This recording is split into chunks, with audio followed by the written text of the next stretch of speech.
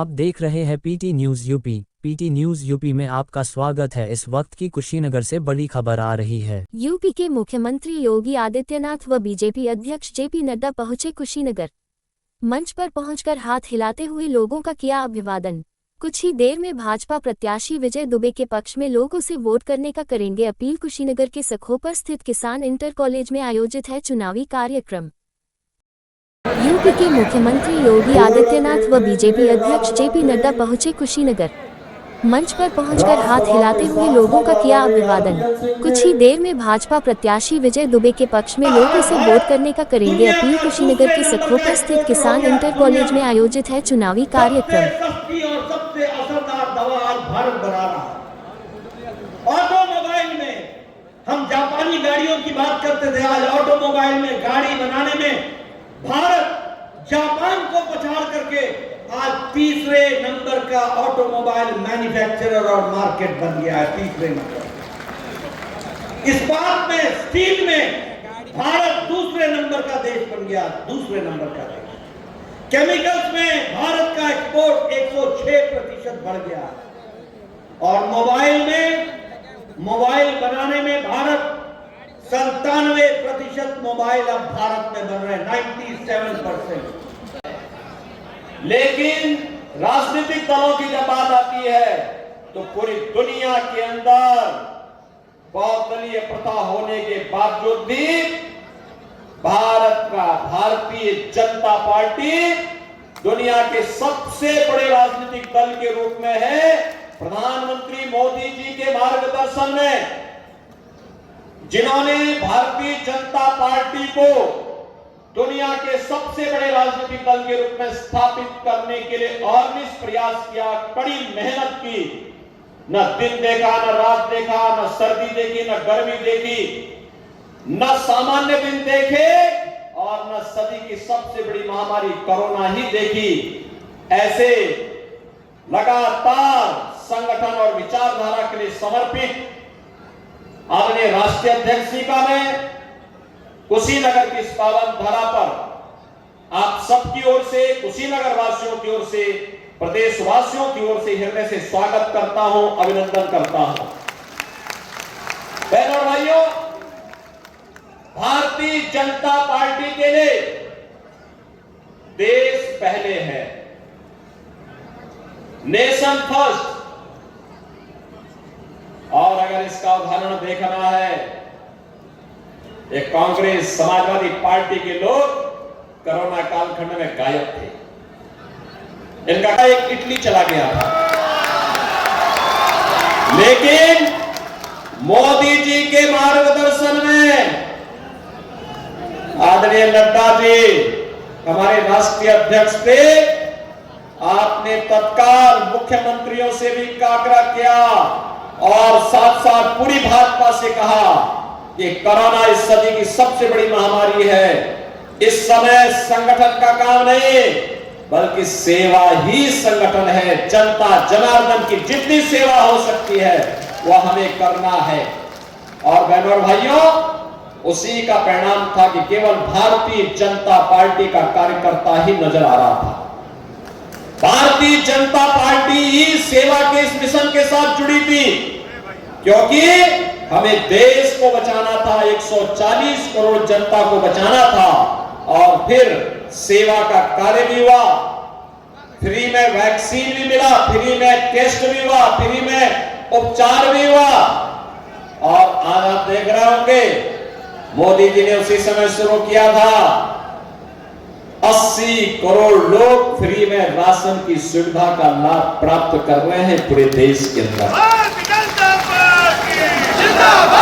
यही राशन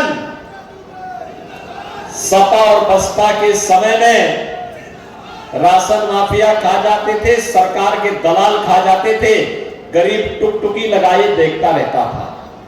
और कुशीनगर को कौन नहीं जानता है? कुशीनगर में यही विजय दुबे हैं। हम लोग सड़कों पे उतर करके, मुसहर यहां भूख से मरता था, गरीब यहां भूख से मरता था, हम सड़कों पे उनके लिए आंदोलन करते थे। और बहनों और भाइयों, उस समय मेरे साथ यही अब्दुल सिंह, यही विजय दुबे, यही राजेश्वर सिंह और ये सभी कार्यकर्ता लग करके लड़ते थे प्रशासन के खिलाफ। समाजवादी पार्टी की ऐसी की तैसी फेरते थे हम लोग और उन गरीबों को राशन उपलब्ध कराते थे। आज मुझे प्रसन्नता है कि प्रधानमंत्री मोदी जी के नेतृत्व में हमने मुसर जाति के हर परिवार को एक एक आवास दिलाने में सफलता प्राप्त की है और जहां पे वो रह रहा है उसका पट्टा भी उसके नाम पर करने में सफलता प्राप्त की है और उनको राशन कार्ड भी उपलब्ध करवाने का काम करने के साथ ही विगत 4 वर्ष से मोदी जी के द्वारा फ्री में राशन की सुविधा का लाभ भी उन्हें प्रदान किया जा रहा है। बहनों और भाइयों, इस जनपद का गौरव है। आपने देखा होगा जो आज कुशीनगर में आपको देखने को मिलता है, राम हुए ही नहीं, कृष्ण हुए ही नहीं। कोई कहता राम का मंदिर बेकार बना है और कोई कहता है राम का मंदिर बनाने का भारत में कोई मतलब नहीं था। ये कांग्रेस के लोग कहते हैं और इसीलिए मैं कहता हूं ये चुनाव राम भक्त और रामद्रोहियों के बीच में आकर के सिमट गया है। जो राम भक्त हैं वो मोदी जी के साथ में है, जो रामद्रोही हैं वो भाजपा के विरोध में खड़े होकर के नकारात्मक स्वर के माध्यम से पाकिस्तान का राग अलाप रहे हैं। और इसलिए बहनों और भाइयों, हम लोग आए हैं आपसे कहने के लिए जो देश की आवाज है उस आवाज के साथ कुशीनगर की आवाज भी जुड़नी है और इसलिए जुड़नी है। अगर आप समाजवादी पार्टी और कांग्रेस का जो इंडी गठबंधन है, इनके मैनिफेस्टो, इनका घोषणा पत्र अगर आप देखेंगे कितना खतरनाक है। देखो ये गुमराह करेंगे, झूठ बोलेंगे। इनके पास जब जनता इनको ठुकरा चुकी है, इनको कोई घास नहीं डालना इनके पास, तब ये लोग अनर्गल प्रलाप कर रहे हैं, झूठी अफवाह फैलाएंगे, तमाम झूठ बोलेंगे। इनका एक झूठ, इनके घटक का एक झूठ अभी परसों कोलकाता हाईकोर्ट ने बेनकाब किया है। ओबीसी का जितना आरक्षण था, 118 मुस्लिम जातियों को टीएमसी की तृणमूल कांग्रेस की सरकार ने दे दिया था, वहां के हाईकोर्ट ने उसको खारिज किया। कहा धर्म के आधार पर आरक्षण नहीं हो सकता, ओबीसी को मिलने वाला आरक्षण ओबीसी को ही मिलना चाहिए, मुसलमान को नहीं मिलना चाहिए। ऐसे ही अनुसूचित जाति के आरक्षण पर, पिछड़ी जाति के आरक्षण पर ये सेंध लगाएंगे, सावधान होना। ये लोग बाबा साहब भीमराव अंबेडकर का सम्मान नहीं करते, ये लोग सेंध लगाएंगे, इसलिए सावधान रहना। दूसरा, ये लोग क्या कहते हैं? कहते हैं आएंगे तो पर्सनल लॉ लागू करेंगे। पर्सनल लॉ का मतलब जानते हैं आप? तालिबानी शासन। बेटी स्कूल नहीं जा पाएगी, महिलाएं बाजार नहीं जा पाएंगी, उनको बुर्के में घर के अंदर कैद रहना पड़ेगा।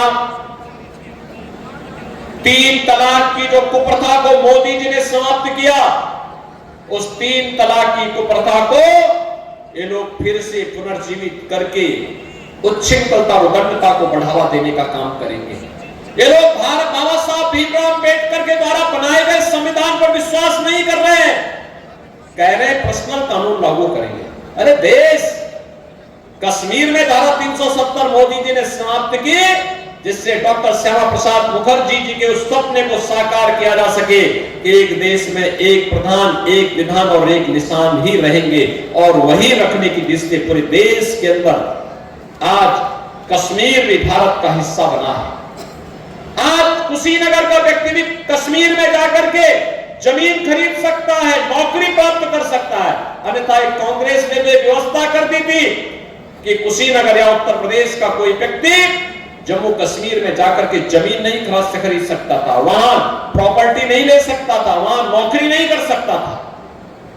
बहनों और भाइयों, ये देश के विभाजन की नींव पैदा करने वाले लोग हैं और कितनी खतरनाक मंशा है। कहते हैं सत्ता में आएंगे तो अल्पसंख्यकों को उनकी रुचि के अनुरूप खान पान की स्वतंत्रता देंगे।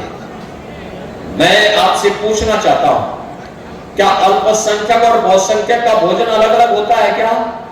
अरे जो भोजन रोटी आप खाते होंगे वह भी खाता होगा, चावल आप भी खाते हैं वह भी खाता होगा, सब्जी और दाल आप भी खाते होंगे वह भी खाता होगा, चीनी और गुड़ आप भी इस्तेमाल करते होंगे वह भी इस्तेमाल करता होगा। लेकिन हां, एक जगह में दोनों ठहर जाते हैं, दोनों के राह अलग अलग होते हैं। जहां पर मुसलमान गौकसी करता है, गौमांस खाने की चेष्टा करता है, हिंदू शक्ति के साथ खड़ा होकर कहता है कि गौ हमारी माता है, जन्म जन्म का नाता है, ये हम नहीं होने देंगे। लेकिन कांग्रेस का घोषणा पत्र कहता है, कांग्रेस का घोषणा पत्र कहता है कि अगर सत्ता में आए तो खान पान की स्वतंत्रता देकर के गौकसी को बढ़ावा देंगे। क्या वे पाप करेंगे क्या? अरे आज के दिन पर तो आप कह सकते हैं अपनी वर्तमान और भावी पीढ़ी को कि हमने अयोध्या में रामलला को विराजमान होते हुए देखा है, बोल सकते हैं ना।